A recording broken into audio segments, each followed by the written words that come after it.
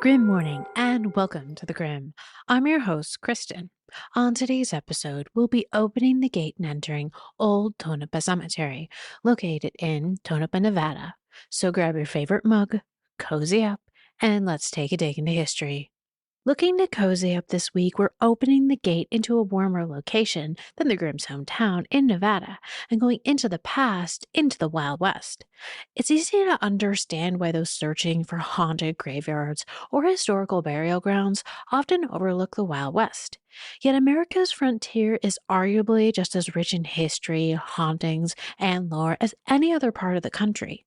The famous phrase, "Go West, young man," popularized by the New York Tribune in the late 1800s, encouraged countless of Americans to venture into the untamed Western frontier. Many heeded the call, seeking fortune in the booming mining towns that promised wealth and vast land. However, for those who survived the artist's journey, life in the Wild West was anything but easy, a relentless struggle filled with more ways to die than to thrive. The Wild West became a place of dreams and opportunism, where hopes and heartbreak walked hand in hand.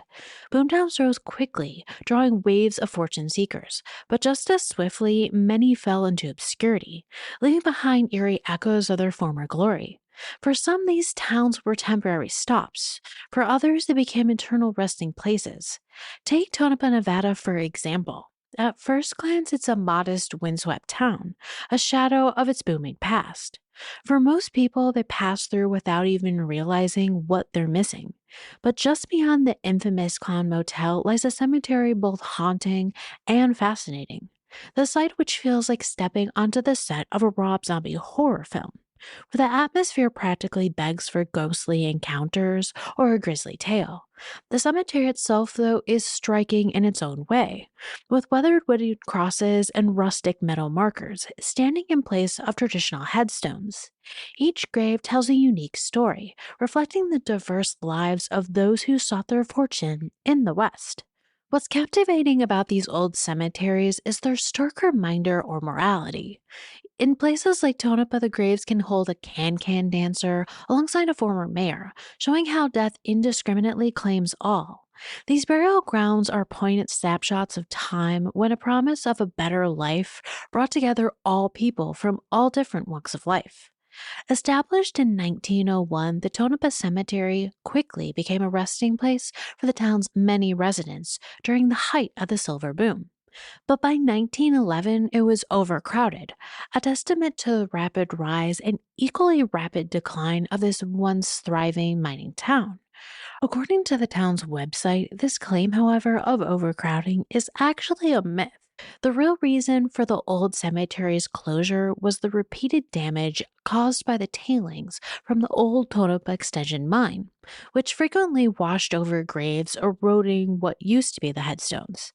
Additionally, the mine was planning to expand its operations and sought to prevent the cemetery from growing even further onto its property. To address this situation, the mine then donated new land for the cemetery, which remains in operation to this day. So overcrowding, in fact, didn't close its gates. When exploring Tonopah's history, numerous online sources mention a mysterious plague, commonly referred to as the Tonopah Plague, which allegedly occurred in 1902. This event often associated with those interred in the Old Town Cemetery. However, this is another misunderstanding. The actual event was a severe outbreak of pneumonia in 1905, not 1902, which claimed numerous lives. This spike in deaths was likely due to poor sanitation, particularly in areas near the town's slaughterhouse. The Secretary of State Board of Health reported to the Governor John Sparks at the time that 56 people had succumbed to pneumonia between January and April in 1905. Earlier accounts, such as one in the San Francisco Call newspaper, mention of ammonia outbreak in 1901/1902 for the small city. Now, here's where it gets interesting. The local newspaper, the Tonopah Daily Bonanza, fired back to the San Francisco Call report clarifying that the 27 ammonia-related deaths between May of 1901 and January of 1902 weren't out of the ordinary for a population of a town about 1,500. What's important to note here is that these outbreaks weren't shrouded in any mystery. They were widely reported in the local newspaper at the time. So while the numbers seemed tragic, the events were well documented and not nearly as mysterious as some legends may suggest. When walking among the graves, visitors will also notice the causes of death listed on many of the headstones that were added in the recent decades, thanks to historical research conducted by Alan Metzger of the Central Nevada Historical Society. The original headstones actually did not include this information. In fact, only about 30% of the headstones in the cemetery are in fact original. Many were reconstructed by the Tonopah Conservation Crew under Metzger's guidance, using old materials to preserve the authentic appearance. What was also lost to time, though, was the actual location of the graves in the cemetery. So Metzner also employed dowsing rods, an age-old technique traditionally used to locate groundwater or underground disturbances to identify unmarked graves. This method proved remarkably accurate when in the late 1970s, a long-lost plot map of the cemetery was discovered in an attic, confirming the locations of the graves Metzner had identified, helping to preserve the cemetery's history and its residents within. Its residents' tales, however, feel more like a Western complete with drama, suicide, accidental tragedy, and love lost. We'll start with Miss Varrot's tale in the West and her scheme for riches. Bina Varrot's story begins in New York City, where she and her friend Isella Brown operated what they called a love syndicate. Posing as wealthy widows, the pair seduced affluent men, persuading them to lavish them with expensive gifts and large sums of money. Their scheme unraveled, though, when one man, infatuated with Bina, turned to the local authorities after she spurned his advances and refused to return his gifts. Bina was arrested, and it was estimated that the two women had amassed about $100,000 in clothing, jewelry, and cash, equivalent to roughly $2.5 million today. During her trial, Bina pawned several diamonds and then vanished. Then, about a year later, her fugitive life brought her to Tonopah, Nevada. However, the strain of life on the run, coupled with her struggles with alcoholism, finally took its toll. She eventually succumbed to her condition, listed as a heart failure on her death certificate, but her death made headlines around the world. She's claimed to haunt the Tonopah Historic Mining Park's Visitor Center. If you look closely at the windows, she appears to be looking out upon the city. Voices and strange sounds are also heard within, but with the countless deaths from mining accidents on the grounds, it's really hard to know who is haunting this area. No Wild West town is complete without its saloon, which is where George the Devil Davis comes in. Davis was a man of dualities, both admired and feared in the early days of Tonopah. As the town's first African American resident, he was a charismatic joker and prankster who won the affections of the entire community, transcending the racial barriers of his time. Through relentless efforts, George rose to prominence, becoming a political leader within the African American community and the proud owner of a saloon he named the Eureka, a place that buzzed with laughter and life by day but harbored secrets after dark. Yet beneath his charm laid a shadowed side. Rumors about town were whispered of George's temper and his abusive treatment of his wife, Ruth, casting a sinister pall over his public persona. On the night of June 22nd, 1907, that darkness came to a violent end. Ruth entered the Eureka with a revolver in hand. Without a word, she shot George in the back while he was playing pool. As he fell, she fired again and again, each shot echoing through the saloon like a final reckoning. Ruth only served 1 year for his death, and the town murmured justice, served or escaped, but no one could agree. Today, George's grave is said to carry an oppressive air. Visitors claim to feel cold, invisible weight pressing down on them, and some say faint, mocking laughter drifts through the stillness of the cemetery, as though the devil Davis' restless spirit refuses to let go of the world he once ruled.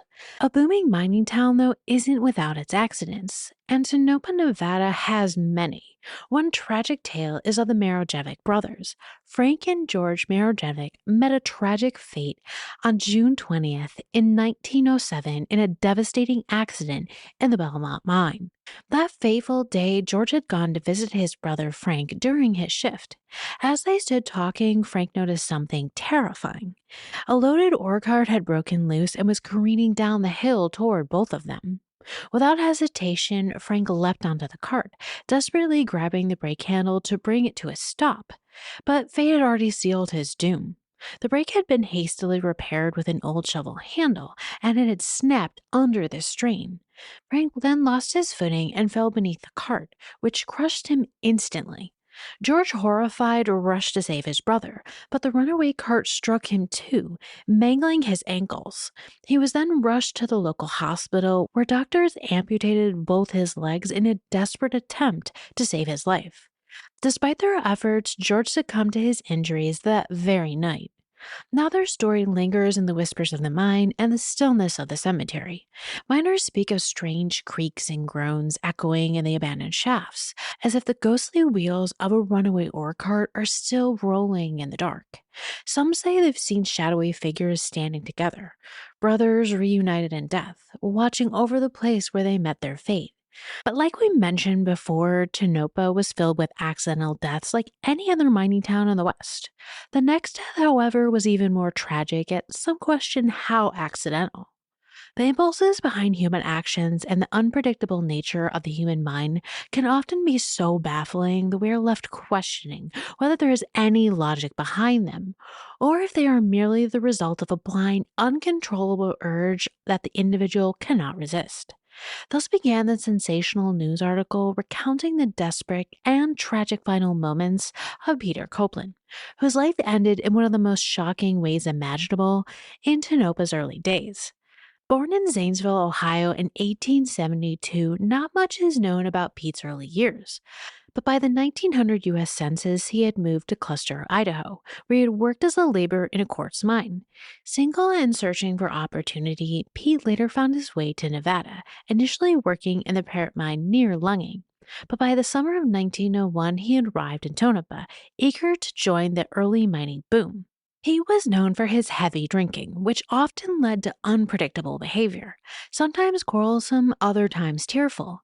On the evening of August 18th, 1901, Pete was caught in one of his notorious crying jags, moving from one saloon to the next, asking for a loan for just $1 so he could buy another drink. His requests were routinely turned down, but he persisted, desperately seeking someone to listen. Around 9:30 p.m., Pete entered the Mizpah Saloon, his face marked by a look of hopelessness. As he passed through the back door, he remarked to someone nearby that he would soon be off the map. Let's take a quick break. Stay with us. We'll be right back. They're small, they charge with USBs, they're lightweight, they're awesome. You put it on, you go outside, within 4 seconds, the concept of having to touch seems absolutely insane. I'm 100% with you. I no longer want to have any headlamps that doesn't respond to a voice command. Having this thing camping would be amazing because you're just like walking around, getting your stuff all dialed with it on, and you cozy into your sleeping bag with a book. As soon as you get used to the fact that you can talk to it, I just can't believe that all headlamps aren't like it. It's such an obvious benefit. Yeah, I can't believe it's taken this long. You'll find the link to our episode in this podcast episode's description area. Please give us a try.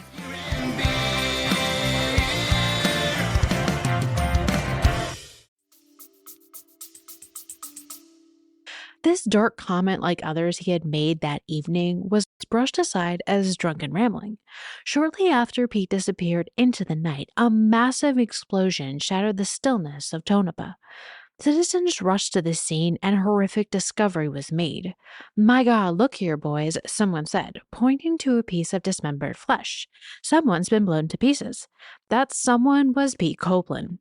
In a final act of despair, he had detonated a 25-pound box of giant dynamite at his mining claim.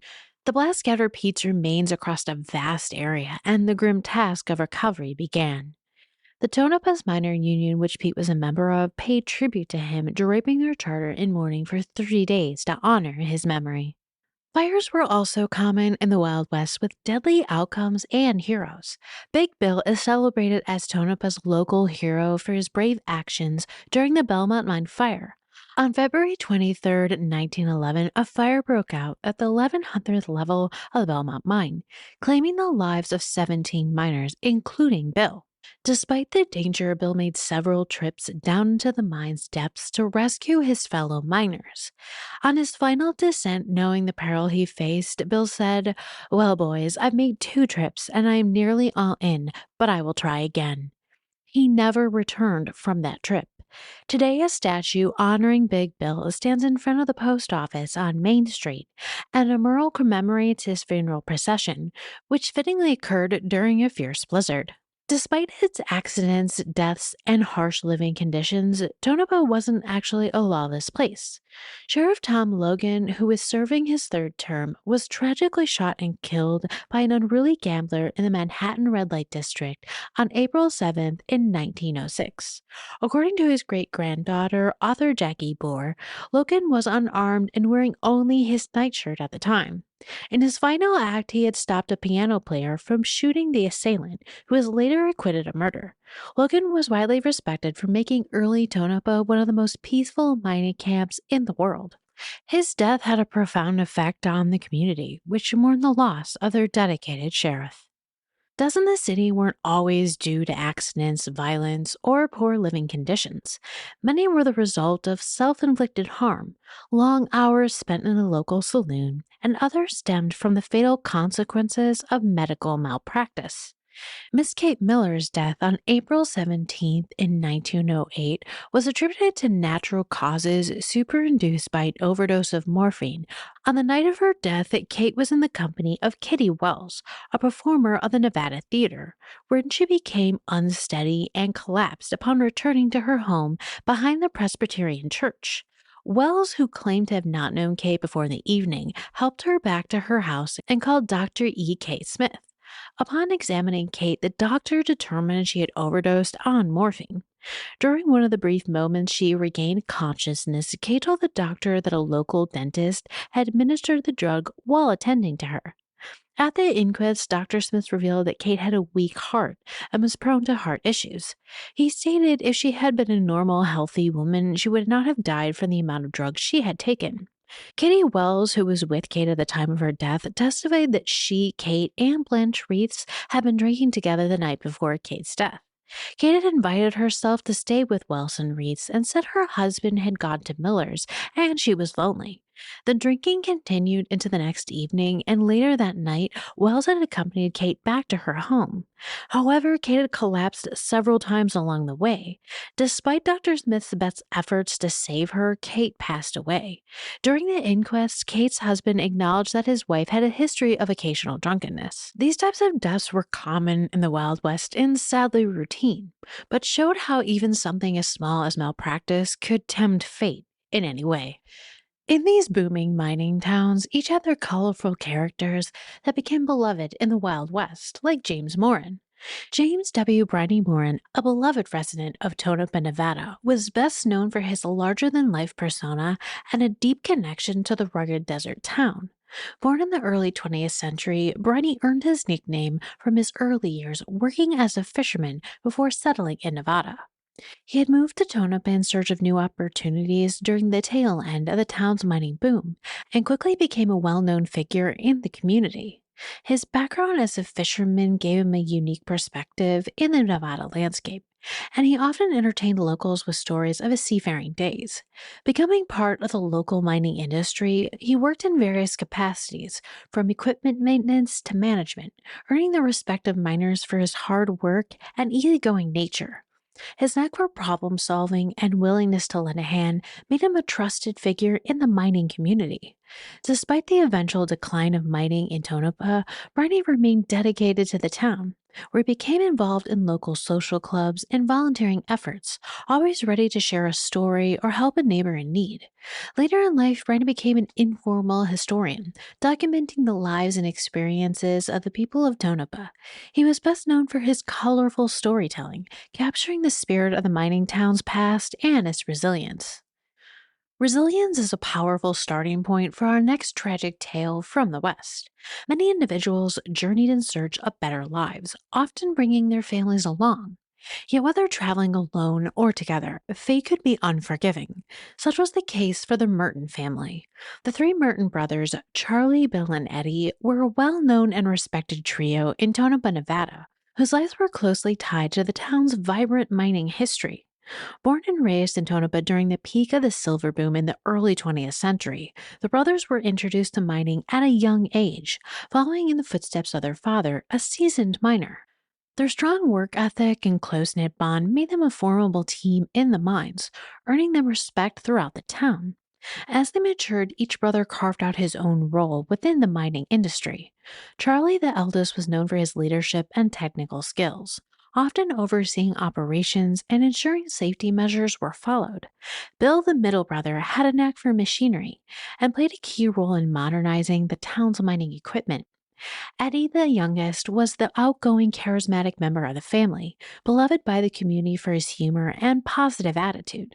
Together, the brothers were admired for their ability to work as a team and tackle many of the challenges of the mining life. Beyond their contributions to the mining industry, the Merton brothers were also active and generous members of the Tonopah community. They frequently helped struggling families and volunteered at town events. Even as the mining industry began to decline, the brothers remained in Tonopah deeply connected to their hometown and its heritage. Tragically, all three Martin brothers passed away within the span of less than 2 years. Between September 1908 and July of 1910, the oldest succumbed to typhoid fever. The middle brother was fatally injured in an accident at the Montana Tonopah mine, and in a bitter twist of fate, the youngest died of heart failure at just 17. In true Tonopah spirit, the community rallied to support the grieving family, organizing benefits to raise funds for their mother and the eldest's widow, offering solace amid their profound loss. The Merton's tale is an example of how cruel fate could be to families in the Wild West. I know in doing these episodes, I have a lot of questions of how did you know all of these details or bits of history, which is a lot of research, but also thanks to men and women like Alan Metzger, president of the Central Nevada Historical Society, who we've mentioned before in this episode.